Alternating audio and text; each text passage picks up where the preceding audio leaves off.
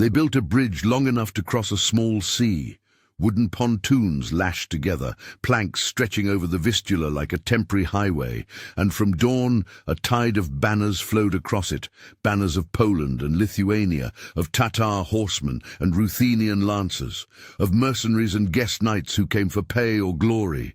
30,000 men, by many accounts, perhaps fewer, perhaps more. They moved in a single, unstoppable direction, into the heart of the Teutonic state. What happened next did not merely decide a battle, it unmade an order's image of invulnerability. This is Grunwald, 1410, and this is an investigation into the secrets of the Teutonic Knights' defeat. At the center of that investigation lies a simple thesis. The order lost because its political miscalculations and brittle command structure collided with a durable coalition, superior mobility, and a string of battlefield choices that eroded cohesion when it mattered most. We will trace the lead-up and the fighting in detail, weigh contemporary claims against later interpretation, and show how a suite of tactical and strategic factors, not a single stroke of fate, turned a confident, crusading elite into a shattered host. If you enjoy Deep Dive History, subscribe for more. Stay with this one to the end, and you'll have the clear list of those decisive factors. The Teutonic Order was never simply a medieval militia.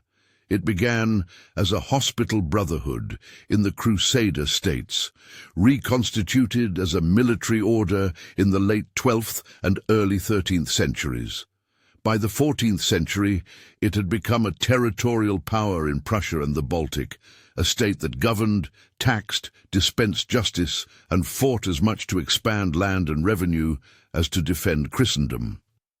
Its knights wore crosses and claimed spiritual sanction.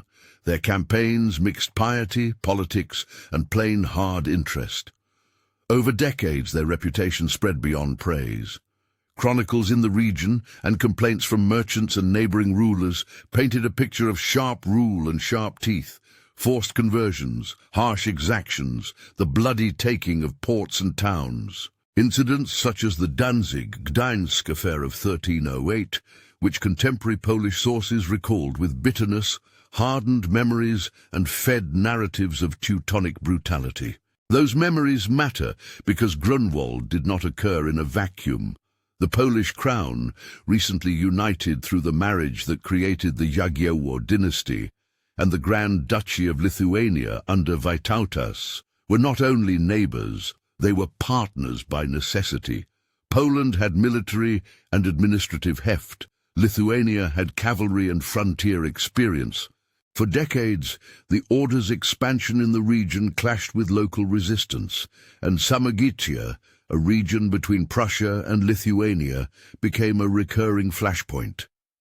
The immediate catalyst was the Samogitian revolt that found a sponsor in Vytautas. Support for a rebel province offended the Teutonic Knights, and maneuvering over Samogitia slid quickly toward war. Ulrich von Jungingen, Grand Master of the Teutonic Order, was at the center of the conflict's escalation.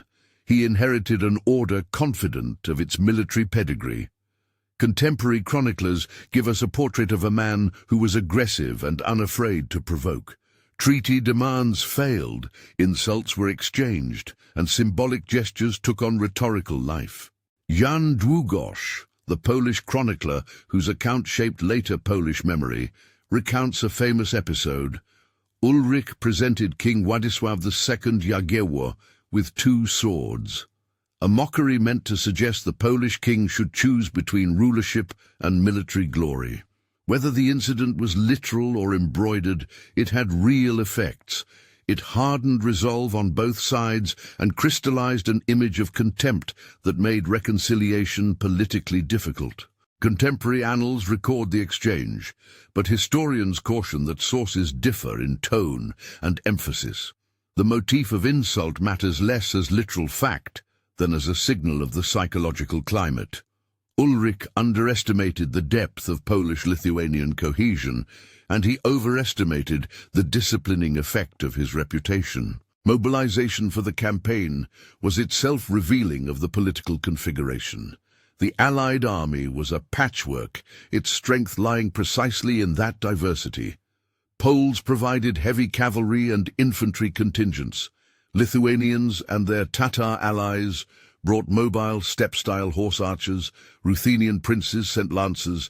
Mercenaries and guest knights from across Central Europe supplemented the force. Contemporary numbers vary. Polish sources and later national histories tend to amplify Allied counts. Teutonic or German sources sometimes offer lower estimates of opposition strength and higher of their own.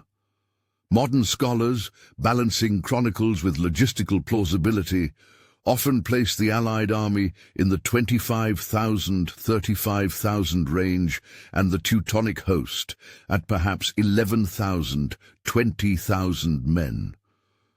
Crucially, the Allied force was not a homogeneous mass. It was an assembly of different tactical cultures, heavy shock cavalry on one hand, light, highly mobile Eastern horsemen on the other. That mixture would be decisive. Equipment and doctrine also diverged. The Teutonic Knights represented the classic Western mounted order, armored men on closely held chargers, disciplined in close-quarters shock combat, supported by crossbowmen and infantry. Their knightly corps relied on cohesion and the prestige of the mounted charge. The Allies, by contrast, could combine Polish heavy riders with Lithuanian horsemen who practiced hit-and-run, feigned flight, and rapid redeployment. The inclusion of Tatar cavalry, under figures like Jalal al-Din, an exiled prince whose riders excelled in mobility and harassment, introduced an operational advantage that the Teutonic command structure had little patience for. Artillery and wagons were present, but not decisive on the field. The real contrast was tactical philosophy. Static, disciplined shock versus dynamic mobility and deception. The campaign moved into the Teutonic heart after a string of provocative moves. Allied forces constructed the pontoon bridge across the Vistula that allowed an almost unstoppable surge northward. They sacked Gilgenburg, a town whose burning had both military and symbolic value, further inflaming passions. Ulrich took up a position at Druens, expecting to bring battle on his own terms. There were hopes, on the Teutonic side, that Livonian support would arrive. The Order's Baltic province in Livonia had its own chapters of knights and could have provided reinforcements. For reasons historians still debate, delays, political divisions, logistical difficulty, Livonian contingents did not appear at dawn in the numbers Ulrich anticipated. The absence of timely reinforcements narrowed his options. In the week leading to the clash, both sides exchanged more than banners. They traded insults, probed defenses, and conducted the kind of psychological warfare that carries as much weight as any spear. Długosz reports a scene of song and prayer before the fight. The Bogurodzica, an Eastern Slavic hymn, sung by Polish ranks as they prepared, a detail later chroniclers preserved as emblematic of Allied morale. Teutonic chronicles depict confident knights, convinced of their righteousness. Contemporary sources must be read as polemical documents. Polish annals color the moral narrative of liberation. Teutonic records aim to justify and sanctify the Order's actions. The real story lies in the brittle balance of forces and in Ulrich's decisive choices on the field. June 15, 1410, the battlefield settled in a bowl of fields between the villages of Grunwald and Tannenberg, the Teutonic name, near the Druens River. Ground conditions, crops, hedges, soft soil in places, would shape the fight. Deployment lines were traditional. The Teutonic army arrayed its banners, knights in tight formations intended to hold and deliver shock. The Allied formation placed Lithuanian and Tatar cavalry on a flank, Poles in the center, and reserves in positions to exploit breaches. What followed was not a single grand collapse, but a series of linked miscalculations and tactical reversals. The opening phase was a charge. Lithuanian and Tatar horsemen struck first, testing the Teutonic lines with rapid assaults. Their objective was not to break the knights immediately, but to provoke pursuit and disorder. That is the essence of the feigned retreat. Lure, induce burnout, and then exploit exposed flanks, and the lure worked. The Teutonic heavy cavalry, driven by the prestige of a decisive melee, and perhaps by the cultural imperative to seek glory in single combat, pursued aggressively. Under the strain of pursuit, formations stretched and thinned. Men left protective positions. Unit cohesion weakened. Contemporary annals make much of this moment, and modern analysis recognizes it as critical. Pursuit is a natural response to an apparently rooted foe, but it is also the precise behavior that feigned retreats exploit. For a time, the battlefield resembled a chaotic burst of individual combats. Lances shattered, horses stumbled in muddy furrows, crossbow bolts found flesh where they could. Short, sharp engagements multiplied. Teutonic knights who had pursued found themselves entangled not with fleeing light horsemen, but with reserves positioned to strike in the moment their lines lengthened. Ulrich von Jungingen faced a choice. He likely believed the tide was with him. According to several sources, he rallied reserve banners to deliver a counterstroke intended to restore cohesion and to crush fragmented Allied pockets.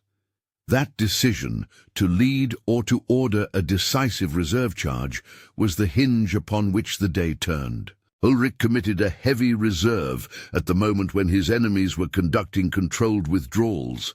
The immediate effect was stunning. For a short while, the Teutonic charge connected. Knights reached targets. Standards fell. But the gamble had a cost. The ordered charge carved out its own path of overextension. With many of the Teutonic banners already scattered or engaged in pursuit, the reserve could not be supported. Meanwhile, the Allied command, notably Polish and Ruthenian elements, marshaled a counter-reserve. Under this pressure, the Teutonic centre began to fold. Reports describe fierce close combat. Modern commentators reconstruct a collapse not of morale alone, but of mutual support. Where once banners formed a protective net, now gaps appeared. Allied forces exploited these gaps methodically. Mobile horsemen attacked the knights' flanks and rear. Polish heavy cavalry hit them from the front. The result was encirclement. Short sentences fit this part of the story because the battlefield moves can be stated plainly. Ulrich charged. The charge overran. The knights were surrounded. Leadership was lost. The Grand Master fell. Chroniclers agree that Ulrich von Jungingen died on the field. Contemporary sources differ on exact numbers of dead and captured, as they so often do in medieval warfare. Polish annals and Długosz report large counts of Teutonic casualties. Some German chroniclers record lower figures. Modern estimates suggest heavy losses among the Teutonic nobility and knightly elite. Perhaps hundreds to thousands killed or taken. What is clear beyond dispute is the capture of many banners and standards, the burial of key commanders, and the disintegration of the army's capacity for coordinated action. A few human moments break the fog of tactics. Chroniclers and later narrative tradition preserve them. One account describes Jagiełło's near miss, and how his secretary, Olesnicki, intervened to pull the king out of immediate danger. That refrain survives in the sources as a micro-heroic detail. Długosz and other chroniclers note the seizing of the Teutonic war flag and the spectacle of captured insignia paraded before Allied leaders. These scenes carried symbolic weight. The order's outward signs of righteousness and authority were physically taken away on the field. The rout that followed was savage in the military sense, but must be recounted with the restraint that sources allow. Many Teutonic knights died attempting to fight their way back to safety. Others surrendered and were taken captive, both valuable as bargaining chips and as sources of ransom. Contemporary annals record large numbers of prisoners. Later negotiations would turn those prisoners into income through ransom demands. Allied ranks gathered spoils, weapons, horses, standards. They marched toward Marienburg, the Teutonic capital and the seat of their power, with the confidence of a host that had just broken its principal field force. But breaking an army in the field is seldom the same as taking a fortress. The march to Marienburg exposed political limits and logistic strains. Heinrich von Plauen, a capable Teutonic commander, organized the defense of Marienburg with steady, disciplined action. The Allied leaders, despite victory, faced their own logistical calculations: supply shortages, disagreements over priorities, the need to secure ransom income, and concerns about siege sustainability. Modern scholars stress that a host composed of diverse contingents must balance immediate strategic gains against the heterogeneous interests of its members. In practical terms, given the state of siege works and the capability of Marienburg's defenses, Allied leaders elected not to press an immediate all-out siege that might have taken the castle quickly but would have risked overextension. The siege that followed was serious and pressured the order, but it did not culminate in an immediate collapse of the Teutonic state.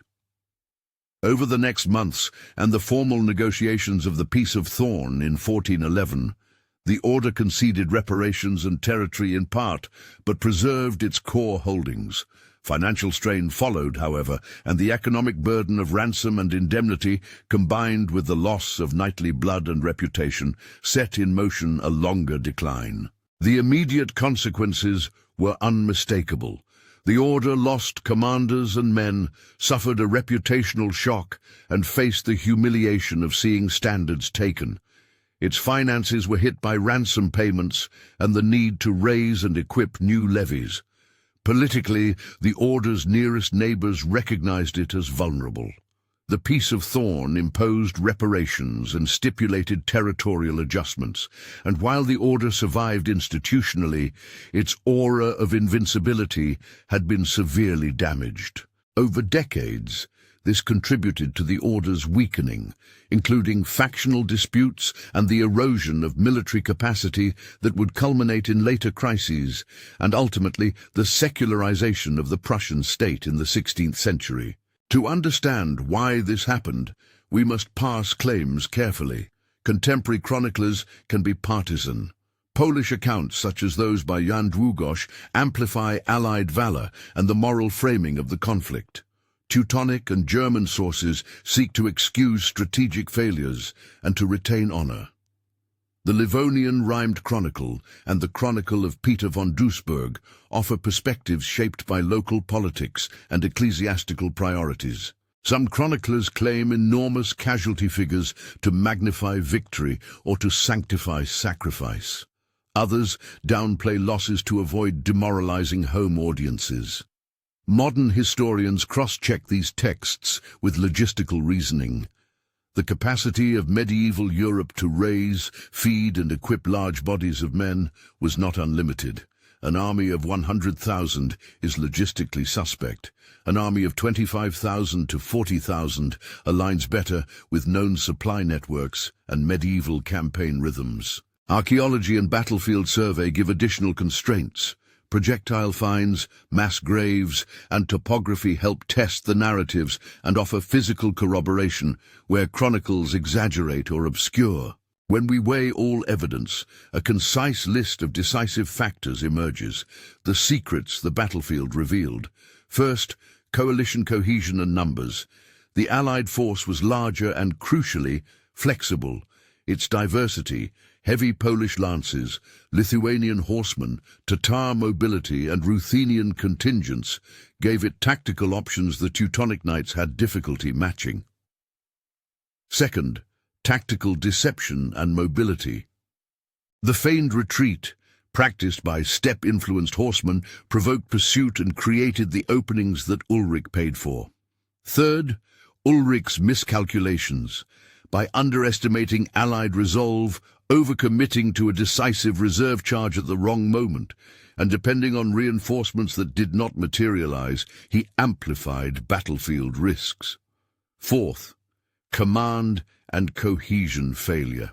The Teutonic Order's strict martial culture prized valor and individual knightly heroics. When the formation fractured under chase and counterattack, that culture became a liability. Fifth, logistical and political limitations.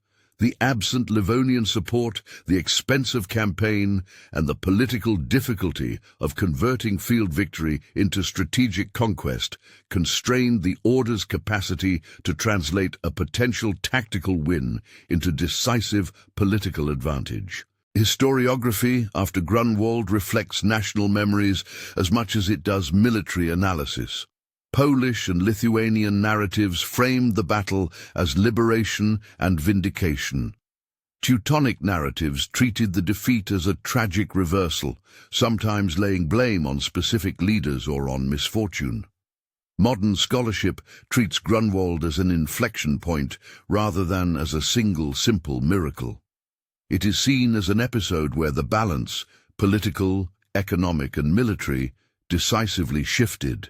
Some historians emphasize the psychological impact. An order that had styled itself as a protector of Christianity could no longer claim uncontested moral authority in the Baltic. Others emphasize material causes, loss of trained knights, and a blow to the order's fiscal base. All agree that Grunwald mattered not only for its immediate military outcome, but for the subsequent trajectory of Eastern European politics. A few contested details deserve a cautious note. Names such as Jan Žižka and Jan Sokol appear in some lists of allied contingents in later traditions. Claims about their precise roles range from recorded presence to later attributions. Jalal al-Din and his Tatar riders are widely acknowledged in sources as contributors of mobile cavalry, but the scale of their involvement, numbers, exact tactics, is a matter of estimation. Casualty figures are variable. Polish accounts record tens of thousands of Teutonic losses. Teutonic letters report far lower counts. Modern estimates tend to bracket the figures. Teutonic losses likely numbered in the low thousands to perhaps 10,000, if counting killed, wounded and captured in broader nets. Allied losses were significant but lower in proportion. The most reliable approach is to accept ranges and to emphasize relative impact rather than fix upon single numbers. Beyond the numbers, Grunwald also offers lessons about medieval warfare more broadly. Leadership decisions carry magnified consequences in systems that rely on massed shock troops. Tactical doctrines that prioritize honor-bound close combat are vulnerable to disciplined evasion and counterattack. Coalition warfare can be messy, but it is often more resilient than an ostensibly homogeneous force because it provides complementary capabilities. Finally, reputational shock, the symbolic removal of standards and the killing of a grand master, can be as consequential as material loss in a system where legitimacy and sanctified authority underpin the political order. The aftermath of the battle also had human and institutional traces. Ransoms filled treasuries and were negotiated over months. Prisoners of rank were valuable currency. Heinrich von Plauen's consolidation at Marienburg preserved the order's administrative core. Without capable subordinates and intact fortresses, even a defeated force can endure.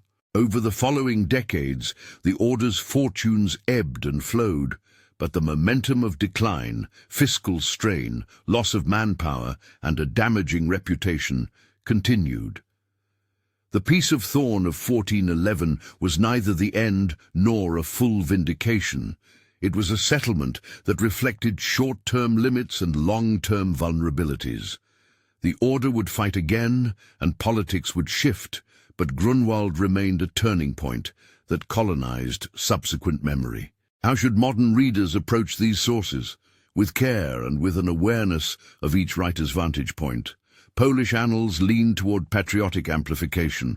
Teutonic chronicles aim at justification. Later national histories sometimes fetishize Grunwald as mythic origin.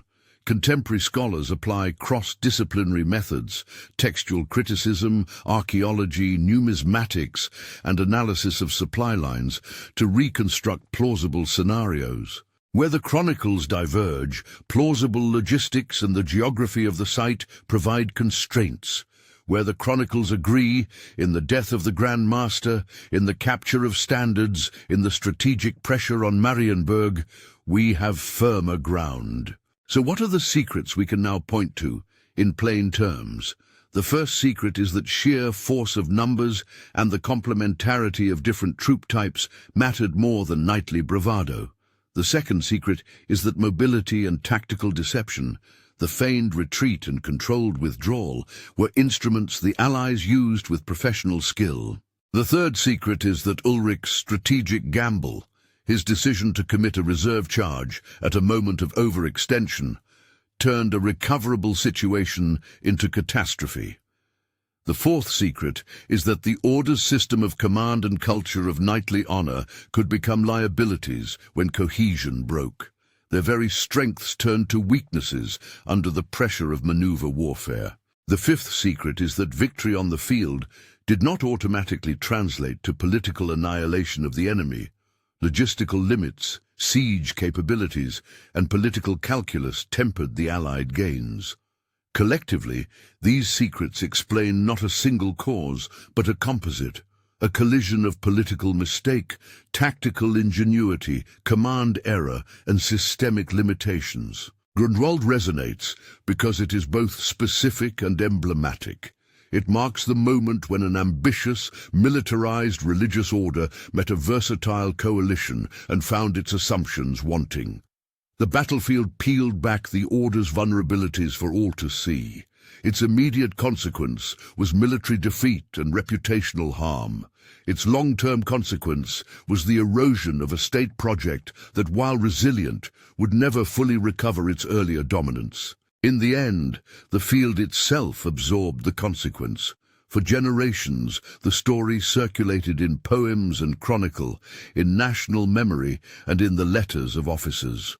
Archaeological finds have added muscle to the words of chroniclers. Modern historians have added analytic frame to what earlier writers described.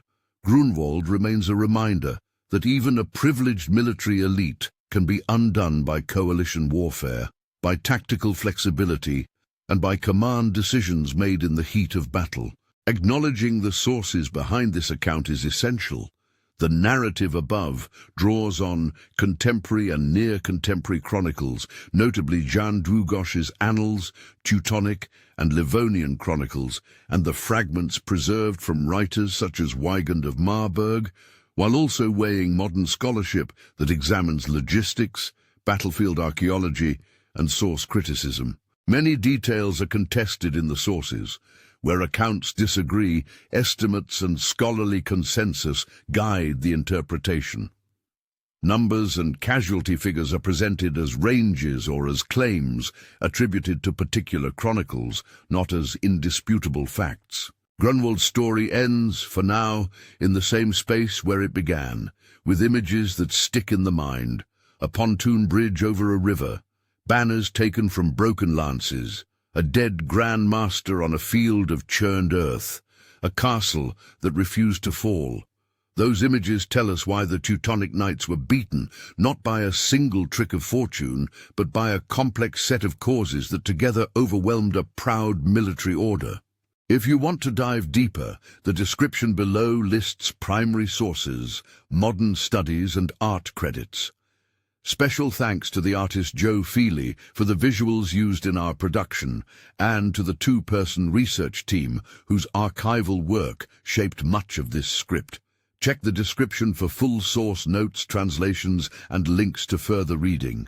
And if you found this investigation useful, consider supporting our research so we can keep producing these deep dives.